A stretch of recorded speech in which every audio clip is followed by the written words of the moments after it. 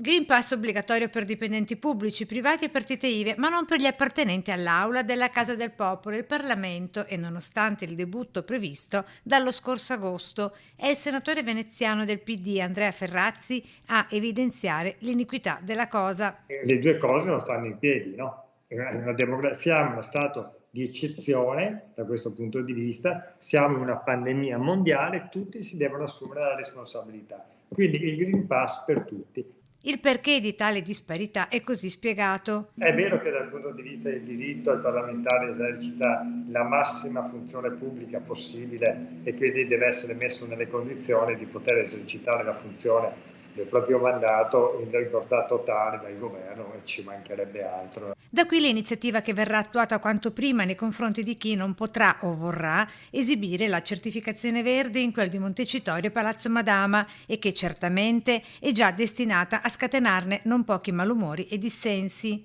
Io sono, tra l'altro, tra coloro che sta spingendo che nel momento in cui il parlamentare volesse comunque entrare, lo si impedisce di entrare attraverso la questura, perché devi sapere che in Parlamento non può entrare la polizia, le forze dell'ordine, ma abbiamo i questori interni, che sono appunto 3 senatori, che possono definire le disposizioni del regolamento interno. Si votano quello, questi non entrano e pagano anche le ammende se cercano di forzare, esattamente come i cittadini all'interno dell'azienda.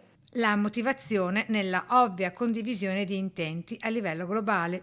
È anche vero però che siamo in una situazione di emergenza, è anche vero che ci sono persone insomma, che vengono sospese dal lavoro oppure vengono non retribuite perché non esibiscono il Green Pass.